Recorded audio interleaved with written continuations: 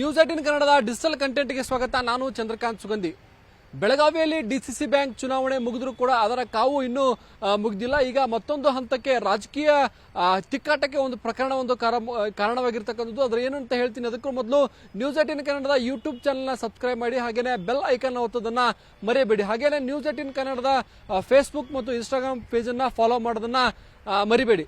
ಪ್ರಮುಖವಾಗಿ ಬೆಳಗಾವಿಯಲ್ಲಿ ಇತ್ತೀಚೆಗೆ ಡಿಸಿಸಿ ಬ್ಯಾಂಕ್ ನೌಕರರ ಸಂಘದ ಜಿಲ್ಲಾಧ್ಯಕ್ಷನ ಮೇಲೆ ನಡೆದಂತಹ ಒಂದು ಹಲ್ಲೆ ತೀವ್ರ ಸಂಚಲನಕ್ಕೆ ಕಾರಣವಾಗಿರ್ತಕ್ಕಂಥದ್ದು. ಮಾಜಿ ಡಿಸಿಎಂ ಮತ್ತು ಅಥಣಿ ಶಾಸಕ ಲಕ್ಷ್ಮಣ್ ಸವದಿಯವರೇ ಸ್ವತಃ ಹಲ್ಲೆ ಮಾಡಿದ್ದಾರೆ ಅಂತಕ್ಕಂಥ ಆರೋಪ ರಾಜಕೀಯ ಸಂಚಲನಕ್ಕೆ ಕಾರಣವಾಗಿರ್ತಕ್ಕಂಥದ್ದು. ಇದು ಡಿಸಿಸಿ ಬ್ಯಾಂಕ್ನ ಪ್ರತಿಷ್ಠೆಯ ಭಾಗ 2 ಅನ್ನೋ ರೀತಿಯಲ್ಲಿ ಈಗ ಬಿಂಬಿತವಾಗ್ತಿದೆ. ಪ್ರಮುಖವಾಗಿ ಏನಂದ್ರೆ ಕಳೆದ 2 ದಿನಗಳ ಹಿಂದೆ ಡಿಸಿಸಿ ಬ್ಯಾಂಕ್ ಜಿಲ್ಲಾ ನೌಕರ ಸಂಘದ ಅಧ್ಯಕ್ಷ ನಿಂಗರಾಜ್ ಕರೆಣ್ಣವರವರು ಅಥಣಿಗೆ ಹೋಗಿರ್ತಾರೆ. ಡಿಸಿಸಿ ಬ್ಯಾಂಕ್ ವಿಚಾರಕ್ಕೆ ಸಂಬಂಧಪಟ್ಟಂತೆ ಶಾಸಕ ಹಾಗೇನೆ ಡಿಸಿಸಿ ಬ್ಯಾಂಕ್ ನಿರ್ದೇಶಕ ಲಕ್ಷ್ಮಣ್ ಸವದಿ ಅವರನ್ನ ಭೇಟಿ ಆಗ್ತಾರೆ. ಈ ಸಂದರ್ಭದಲ್ಲಿ ಲಕ್ಷ್ಮಣ್ ಸವದಿ ಅವರು ಆತನ ಮೇಲೆ ಹಲ್ಲೆ ಮಾಡಿದ್ರು. ಜೊತೆಗೆ ಲಕ್ಷ್ಮಣ್ ಸವದಿ ಪುತ್ರ ಚಿದಾನಂದ್ ಸವದಿ ಆಗಿರ್ಬೋದು ಮತ್ತು 6-7 ಜನ ಸೇರಿ ಆತನ ಮೇಲೆ ಹಲ್ಲೆ ಮಾಡಿದ್ರು ಅನ್ನೋದ್ರ ಬಗ್ಗೆ ಸಾಕಷ್ಟು ಚರ್ಚೆ ಆಗಿತ್ತು. ಆತ ಅಥಣಿಯ ಆಸ್ಪತ್ರೆಯಲ್ಲಿ ಚಿಕಿತ್ಸೆ ಪಡೆದು ಬಳಿಕ ಬೆಳಗಾವಿಯ ಖಾಸಗಿ ಆಸ್ಪತ್ರೆಗೆ ಲಿಂಗಣ್ಣ ಕರೆಣ್ಣವರವ್ರನ್ನ ಈಗ ದಾಖಲು ಮಾಡಿರ್ತಕ್ಕಂಥದ್ದು. ಈ ಒಂದು ಪ್ರಕರಣ ರಾಜಕೀಯ ಈಗ ತೀವ್ರ ಸ್ವರೂಪವನ್ನು ಪಡೆದುಕೊಂಡಿದೆ. 2 ದಿನಗಳ ಬಳಿಕ ಮಾಜಿ ಡಿಸಿಎಂ ಲಕ್ಷ್ಮಣ್ ಸವದಿ ವಿರುದ್ಧ ಅಥಣಿ ಪೊಲೀಸ್ ಠಾಣೆಯಲ್ಲಿ ದೂರು ದಾಖಲಾಗಿರ್ತಕ್ಕಂಥದ್ದು. ಅಥಣಿಯಲ್ಲಿ ಮಾಜಿ ಡಿಸಿಎಂ ಲಕ್ಷ್ಮಣ್ ಸವದಿ A3 ಆರೋಪಿ, A2 ಚಿದಾನಂದ್ ಸವದಿ, ಹಾಗೇನೆ 6 ರಿಂದ 7 ಜನ A1 ಅಂತ ಹೇಳಿ FIR ನಲ್ಲಿ ಉಲ್ಲೇಖ ಮಾಡಿರ್ತಕ್ಕಂಥದ್ದು. ಲಕ್ಷ್ಮಣ್ ಸವದಿ ಅವರು ಅವಾಚ್ಯವಾಗಿ ನಿಂದಿಸಿ ನನ್ನ ಕಪಾಳಕ್ಕೆ ಹೊಡೆದ್ರು, ಬಳಿಕ 6-7 ಜನ ನನ್ನ ಮೇಲೆ ಹಿಗ್ಗಾಮುಗ್ಗಾ ದಾಳಿ ಮಾಡಿದ್ರು ಅಂತೇಳಿ FIR ನಲ್ಲಿ ಲಿಂಗರಾಜ್ ಕರೆಣ್ಣವರೀಗ ದೂರನ್ನ ದಾಖಲಿಸಿರ್ತಕ್ಕಂಥದ್ದು. ಇವತ್ತು ನಿನ್ನೆಯಿಂದಲೂ ಕೂಡ ಇದು ರಾಜಕೀಯವಾಗಿ ಅನೇಕ ಬೆಳವಣಿಗೆಗಳಿಗೆ ಕಾರಣವಾಗುತ್ತೆ.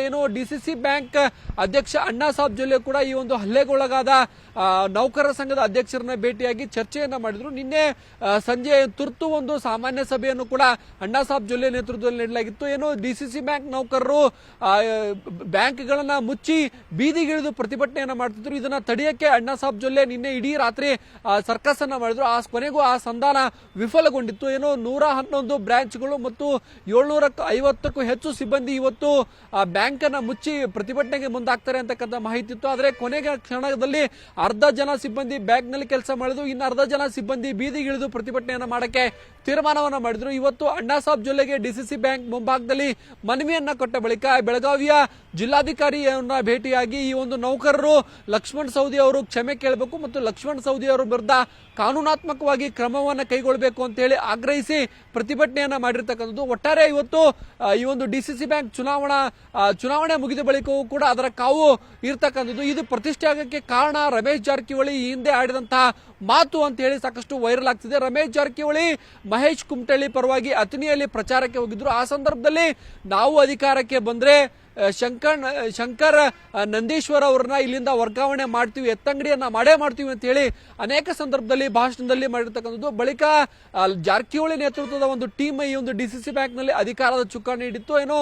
ಶಂಕರ್ ನಂದೀಶ್ವರ್ ಸೇರಿದಂತೆ 6 ಜನರನ್ನ ತಾಲೂಕು ಅಧಿಕಾರಿಗಳನ್ನ ಈ ಒಂದು ಹೊಸ ಆಡಳಿತ ಮಂಡಳಿ ಬಂದ ಬಳಿಕ ವರ್ಗಾವಣೆ ಮಾಡಿತ್ತು. ಅದು ಶಂಕರ್ ನಂದೀಶ್ವರ್ ಸಚಿವ ಮಾಜಿ ಡಿಸಿಎಂ ಲಕ್ಷ್ಮಣ್ ಸವದಿ ಅವರ ಅಳಿಯಾಗಿದ್ದು ಕಳೆದ 27 ವರ್ಷಗಳಿಂದಲೂ ಕೂಡ ಇವರು ಅಥಣಿಯ ತಾಲೂಕಾಧಿಕಾರಿಯಾಗಿ ಕೆಲಸ ಮಾಡ್ತಾರೆ. ಇವರು ಹೊಸ ಆಡಳಿತ ಮಂಡಳಿ ಬಂದ ಬಳಿಕ ಇವ್ರನ್ನ ಬೆಳಗಾವಿ ಕೇಂದ್ರ ಕಚೇರಿಗೆ ವರ್ಗಾವಣೆ ಮಾಡಿ ಅರ್ಜುನ್ ಖಾನಾಪುರ್ ಅಂತಕ್ಕಂಥ ಮತ್ತೊಬ್ಬರನ್ನ ಅಥಣಿಗೆ ನೇಮಕ ಮಾಡ್ತಾರೆ. ಇದು ತೀವ್ರ ಸ್ವರೂಪವನ್ನು ಪಡೆಯುತ್ತೆ. ಈ ಒಂದು ವರ್ಗಾವಣೆಗೆ ಕಾರಣ ಲಿಂಗಪ್ಪ ಕರೆಣ್ಣವರ್ ಅಂತಕ್ಕಂಥದ್ದು ಲಕ್ಷ್ಮಣ್ ಸವದಿ ಅವರ ಆರೋಪವಾಗಿರ್ತಕ್ಕಂಥದ್ದು. ಹೀಗಾಗಿ ಲಕ್ಷ್ಮಣ್ ಸವದಿ ಅವರು ಹಲ್ಲೆ ಮಾಡಿದ್ರು ಅಂತ ಹೇಳಿ ಈಗ ಸ್ವತಃ ನಿಂಗಪ್ಪ ಕರೆಣ್ಣವರ್ ಆರೋಪವನ್ನು ಮಾಡಿರ್ತಕ್ಕಂಥದ್ದು.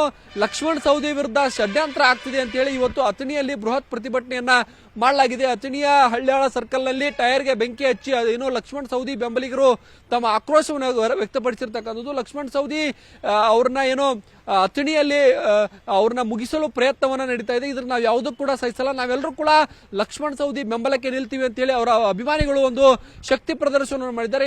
ಲಕ್ಷ್ಮಣ್ ಸವದಿ ಅವರ ಪುತ್ರ ಚಿದಾನಂದ್ ಸವದಿ ನೇತೃತ್ವದಲ್ಲಿ ಒಂದು ದೊಡ್ಡ ಪ್ರತಿಭಟನೆಯನ್ನ ಮಾಡಿ ಶಕ್ತಿ ಪ್ರದರ್ಶನವನ್ನ ಇವತ್ತು ಮಾಡಿರ್ತಕ್ಕಂಥದ್ದು. 3 ದಿವಸ ಹಿಂದೆ ಆಗಿರ್ತಕ್ಕ ಒಂದು ಷಡ್ಯಂತ್ರದ ವಿರುದ್ಧ ಸುಮಾರು 20-25 ವರ್ಷದಿಂದ ನಮ್ಮ ತಂದೆಯವರಿಗೆ ನಮ್ಮ ಕುಟುಂಬಕ್ಕೆ ಬೆಂಬಲವಾಗಿ ನಿಂತಿರ್ತಕ್ಕಂಥ ಅಥಣಿ ಮತಕ್ಷೇತ್ರದ ಪೂಜ್ಯ ರೈತ ಬಾಂಧವರು ನಮ್ಮೆಲ್ಲರ ಅಭಿಮಾನಿಗಳು, ನಮ್ಮೆಲ್ಲರ ಹಿತೈಷಿಗಳು ಸೇರಿ ಸುಮಾರು 10-15 ಸಾವಿರಕ್ಕಿಂತ ಅಧಿಕ ಜನ ಸೇರಿ ಇವತ್ತು ಆ ಷಡ್ಯಂತ್ರದ ವಿರುದ್ಧ ಮಾಡಿರ್ತಕ್ಕಂಥ ಪ್ರತಿಭಟನೆ. ಬಹುಶಃ ಇವತ್ತು ಸೇರಿರ್ತಕ್ಕಂಥ 16,000 ಜನರಿಗೆ ನಿಮ್ಮೆಲ್ಲರ ಸುದ್ದಿವಾಹಿನಿ ಮುಖಾಂತರ ಅವರ ಪಾದಗಳಿಗೆ ಹಣೆ ಹಚ್ಚಿ ಅವರೆಲ್ಲರಿಗೂ ಕೂಡ ತುಂಬಿರೋ ಧನ್ಯವಾದಗಳನ್ನ ನಮ್ಮ ಕುಟುಂಬದ ಪರವಾಗಿ ಸಂದರ್ಭ ಸಲ್ಲಿಸಲಿಕ್ಕೆ ಬಯಸ್ತೀನಿ. ಪ್ರಮುಖವಾಗಿ ಎಫ್ಐಆರ್ ದಾಖಲಾಗಿರುವಂಥದ್ದು ತಮ್ಮ ತಂದೆ ವಿರುದ್ಧ ತಮ್ಮ ಬೆಳಗ್ಗೆ ನನಗೂ ಕೂಡ ಸುದ್ದಿ ಬಂತು. ನಿನ್ನೆ ಸಾಯಂಕಾಲ ಮೊನ್ನೆ ನಡೆದಿರ್ತಕ್ಕಂಥ ಘಟನೆಯಲ್ಲಿ ತಂದೆಯವ್ರ ಮೇಲೆ ನನ್ನ ಮೇಲೆ ಎಫ್ಐಆರ್ ದಾಖಲಾಗಿರ್ತಕ್ಕಂಥದ್ದು. ಇನ್ನೂ ನನಗೂ ಕೂಡ ಯಾವುದೇ ಥರದ ಎಫ್ಐಆರ್ ಕಾಪಿ ಆಗಲಿ ನೋಟಿಸ್ ಆಗಲಿ ಬಂದಿಲ್ಲ. ಇವತ್ತು ನಾಳೆ ಬಂದರೆ ಖಂಡಿತವಾಗಿ ನಾವು ಕಾನೂನಿಗೆ ಗೌರವ ಕೊಡ್ತೀವಿ. ಅಧಿಕಾರಿಗಳಿಗೆ ನಿಷ್ಪಕ್ಷಪಾತವಾಗಿ ತನಿಖೆ ಆಗಬೇಕು. ಈ ನಡೆದಿರ್ತಕ್ಕಂಥ ಘಟನೆ ಹಿನ್ನೆಲೆಯಲ್ಲಿ ಯಾರಿದ್ದಾರೆ, ಯಾರು ಇವತ್ತು ಇದನ್ನು ಪ್ರಚೋದನೆ ನೀಡಿ ನಮ್ಮನೆಗೆ ಅವರನ್ನು ಕಳಿಸಿದ್ರು, ಈ ಘಟನೆ ಆಗಲಿಕ್ಕೆ ಹಿನ್ನೆಲೆಯಲ್ಲಿ ಯಾರಿದ್ದಾರೆ ಅಂತೇಳಿ ತನಿಖೆಯಲ್ಲಿ ಬಹಿರಂಗ ಆಗಬೇಕು. ಬಹಿರಂಗ ಆದ ತಕ್ಷಣ ಕೂಡ ತಮ್ಮನ್ನೆಲ್ಲನೂ ಕೂಡ ಕರೆದು ಅವರ ಹೆಸರನ್ನು ಪ್ರಸ್ತಾಪ ಮಾಡ್ತಕ್ಕಂಥ ಕೆಲಸ ಮಾಡ್ತೀವಿ. ಅಧಿಕಾರಿಗಳು ನಿಷ್ಪಕ್ಷಪಾತವಾಗಿ ತನಿಖೆ ನಡೆಸಬೇಕು. ಇವತ್ತು ನಮಗೆ ಬಂದಿರತಕ್ಕಂಥ ಈ ಆರೋಪ ಖಂಡಿತವಾಗಿ ನನಗೆ ವಿಶ್ವಾಸ ಇದೆ, ನಮ್ಮ ತಂದೆಯವರು ನಾನು ಈ ಆರೋಪದಿಂದ ಮುಕ್ತರಾಗ್ತೀವಿ. ಯಾಕಂತಂದರೆ 25-30 ವರ್ಷಗಳ ಇತಿಹಾಸದೊಳಗೆ, ರಾಜಕಾರಣ ಇತಿಹಾಸದೊಳಗೆ ಯಾವುದೇ ಕೂಡ ಈ ಥರದ ಘಟನೆ, ಈ ಥರದ ಆರೋಪ ನಮ್ಮ ಮೇಲೆ ಬಂದಿರಲಿಲ್ಲ. ಇವತ್ತು ಷಡ್ಯಂತ್ರ ರೂಪಿಸಿ ನಮ್ಮ ಮೇಲೆ ಆರೋಪ ಮಾಡ್ತಕ್ಕಂಥ ಕೆಲಸ ನಮ್ಮ ರಾಜಕೀಯ ವಿರೋಧಗಳು ಮಾಡಿದಾರಂತ ಸಂದರ್ಭದಲ್ಲಿ ಹೇಳಕ್ಕೆ ಬಯಸ್ತೀನಿ. ಒಟ್ಟಾರೆ ಡಿಸಿಸಿ ಬ್ಯಾಂಕ್ ನೌಕರ ಸಂಘದ ಅಧ್ಯಕ್ಷನ ಮೇಲಾದಂತಹ ಹಲ್ಲೆ ರಾಜಕೀಯ ಸ್ವರೂಪವನ್ನು ಪಡೆದುಕೊಂಡಿದೆ. ಇದಕ್ಕೆ ಕಾರಣ ಏನು ಅಂದ್ರೆ ರಮೇಶ್ ಜಾರಕಿಹೊಳಿ ಅವರು ಈ ಹಿಂದೆ ಆಡಿದಂತ ಮಾತು. ರಮೇಶ್ ಜಾರಕಿಹೊಳಿ ಅವರ ಕುಮ್ಮಕ್ಕಿನಿಂದಲೇ ಶಂಕರ್ ನಂದೀಶ್ವರ ಅವರ ವರ್ಗಾವಣೆ ಆಗಿದೆ ಅಂತ ಹೇಳಿ ಏನೋ ಈಗ ಲಕ್ಷ್ಮಣ್ ಸವದಿ ಬೆಂಬಲಿಗರ ಆರೋಪವಾಗಿದೆ. ಹೋರಾಟವನ್ನ ಮೊನ್ನೆ ನಡೆದಂಥ ಅಥಣಿಯಲ್ಲಿ ನಮ್ಮ ನೌಕರರ ಒಕ್ಕೂಟದ ಅಧ್ಯಕ್ಷರ ಮೇಲೆ ಮಾರಣಾಂತಿಕ ಹಲ್ಲೆ ನಡೆದಿದೆ. ಇದುವರೆಗೂ ಯಾವುದೇ ರೀತಿಯಾದಂಥ ಸ್ಪಂದನೆ ಸಿಕ್ಕಿಲ್ಲ ಸೌದಿಯವರಿಂದ. ಸೌದಿಯವರು ನಮ್ಮ ಬ್ಯಾಂಕಿನ ನಿರ್ದೇಶಕರಾಗಿದ್ದರೂ ಸಹಿತ ಯಾವುದೇ ರೀತಿಯಾದ ಕಾಳಜಿ ಇಲ್ಲದೆ ಅಮಾನ್ಯ ಮಾಹಿತಿಯನ್ನು ಮೆರೆದಿದ್ದಾರೆ. ಯಾಕಂದರೆ ಅವ್ರ ಮನೆ ಮುಂದೆ ಘಟನೆ ಆಗಿದೆ, ಅವರಿಗೆ ಯಾವುದೇ ರೀತಿಯಾದ ಚಿಕಿತ್ಸೆ ಕೊಡುವಂಥ ಒಂದು ಮಾನವೀಯತೆಯೂ ಇರಲಿಲ್ಲ. ಅವರು ಸರ್ಕಾರಿ ಆಸ್ಪತ್ರೆಗೆ ಹೋದರೂ ಅವರಿಗೆ ಡಾಕ್ಟರಿಗೆ ಇನ್ಸ್ಟ್ರಕ್ಷನ್ ಕೊಡ್ತಾರೆ, ಬೇರೆ ರೀತಿ ಮಾಡ್ರಿ ರಿಪೋರ್ಟ್ ಅಂತೇಳಿ. ಆದ ಕಾರಣ ನಮ್ಮ ನೌಕರರಿಗೆ ಯಾವುದೇ ರೀತಿಯಾದಂಥ ರಕ್ಷಣೆ ಇಲ್ಲ, ಭದ್ರತೆ ಇಲ್ಲ ಅನ್ನೋ ಕಾರಣಕ್ಕಾಗಿ ಮುಂದೆ ಈ ರೀತಿಯಾದ ಅಹಿತ ಘಟನೆಗಳು ನಡೀಬಾರ್ದು. ಈ ನಡೆದಂಥ ಘಟನೆಗೆ ಅವರು ಬಂದು ಕ್ಷಮೆ ಕೇಳಲೇಬೇಕು ಮತ್ತು ಅವರ ನಿರ್ದೇಶಕ ಸ್ಥಾನಕ್ಕೆ ರಾಜೀನಾಮೆಯನ್ನು ಕೊಡಲೇಬೇಕು.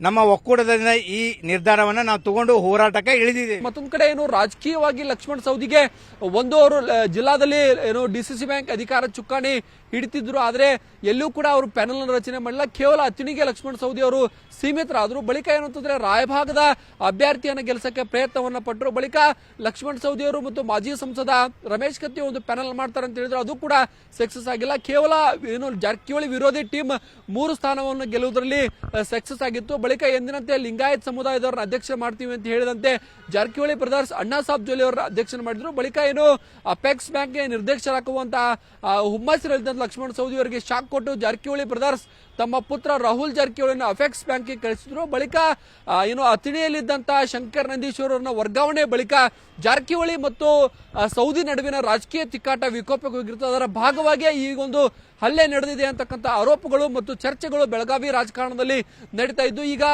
ದೂರು ಪ್ರತಿ ದೂರು ದಾಖಲಾಗಿದೆ. ಮುಂದಿನ ಹಂತದಲ್ಲಿ ಯಾವ ರೀತಿ ತನಿಖೆ ನಡೆಯುತ್ತೆ ಮತ್ತು ಈ ರಾಜಕೀಯ ತಿಕ್ಕಾಟಕ್ಕೆ ಯಾವಾಗ ಕೊನೆ ಬೀಳುತ್ತೆ ಅಂತಕ್ಕಂಥದ್ದು ಸಾಕಷ್ಟು ಸದ್ಯ ಕುತೂಹಲಕ್ಕೆ ಕಾರಣವಾಗಿದೆ.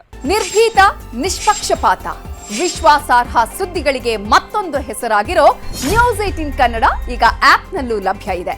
ದಯವಿಟ್ಟು ಇಲ್ಲಿರೋ QR ಕೋಡ್ ಅನ್ನ ಸ್ಕ್ಯಾನ್ ಮಾಡಿಕೊಂಡು ಆಪ್ ಡೌನ್ಲೋಡ್ ಮಾಡೋದಕ್ಕೆ ಮರಿಬೇಡಿ. ನಿಮ್ಮ ಬೆಂಬಲ ಹೀಗೆ ಸದಾ ನಮ್ಮೊಂದಿಗಿರಲಿ. ಧನ್ಯವಾದ.